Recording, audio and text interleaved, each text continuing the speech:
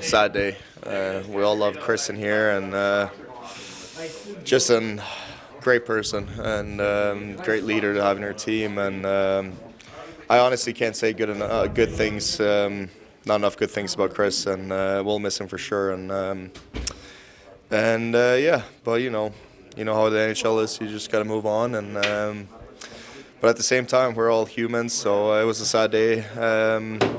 I guess 2 days ago, and today, first day at the rink without him. So we'll miss him for sure.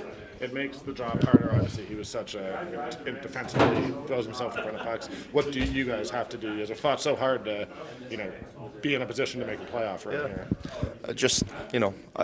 Everybody's got to pick it up a little bit.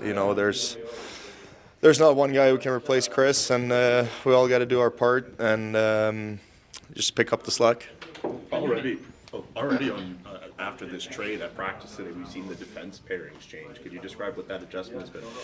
Yeah, had a brief conversation with Husk, and still not sure really what we're gonna do with it. But if I'm with Shilly, Weeksy or Hanny or someone else, it doesn't really matter.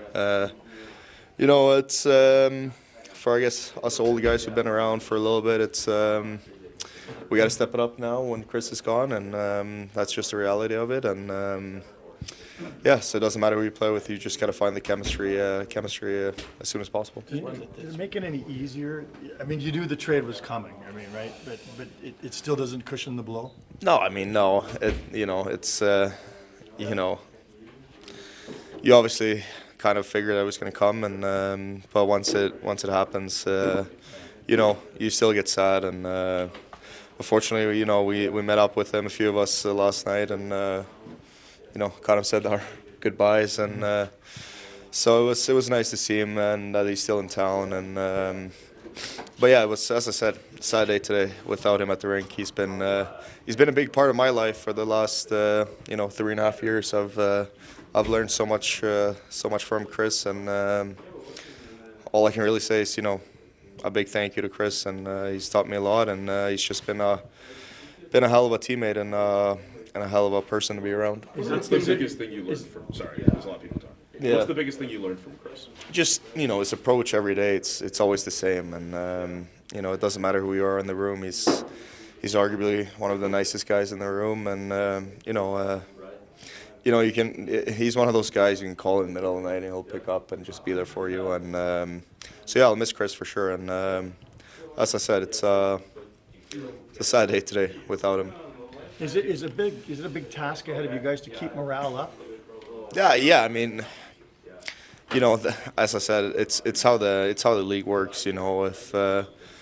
If you're an expiring deal and you're out of playoffs, it's most likely you're being traded, right? And you've been in the business long enough. It was similar when Gio left, so you just got to move on and stay in the present kind of. And we got obviously a big night tomorrow with the Kipper retirement, and Pittsburgh coming in here. A desperate team as us. So it's going to be you got to keep the morale up, and as I said, everybody got to pick up a little bit. This group has done such a good job. When Zadorov was traded, when Lindholm was traded, of just kind of staying on task and keeping on doing the work. Feel like you guys are capable of that with this one? Yeah, for sure. I mean, we talked about it this morning. I think since the break, I think we've been a really good team, and it's not one guy, and it's it's not two guys. It's all 23 guys that's in the lineup, and that's been our strength as of late, and that's just what we got to keep doing. And we're a deep team, and we gotta stick with it night in and night out, and we got to play a full 60 minutes. And when we do, we've had a lot of success lately, and we've beaten some really good teams. So that's just the recipe, and we got to stick with it. To make up for Chris's absence, do you guys have to change your game in any way, shape? Or? As I said, everybody's just got to pick it up a little bit. I just wonder more about Chris. Like you mentioned how nice a guy he was, and it almost contrasts with the fact that he just seemed to be able to play through pain in a way that no one I've ever seen was. From inside the locker room, was it as impressive? Yeah, I mean, I'll probably end up telling my kids one day that his shoulder was completely torn, and he still came back and played 1 or 2 playoff games. So that's just a warrior he is on the ice. But you know, as I said, you in a dressing room, you know, for sure you'll miss him on the ice as well. But you'll definitely miss Chris the person. In stretches like this where you're still playing for the playoffs, we hear a lot of people who say you take it one day at a time. But do you ever let yourself go in a situation where you're looking at the schedule and you're looking at the teams ahead and you're realizing who's there? No, not really.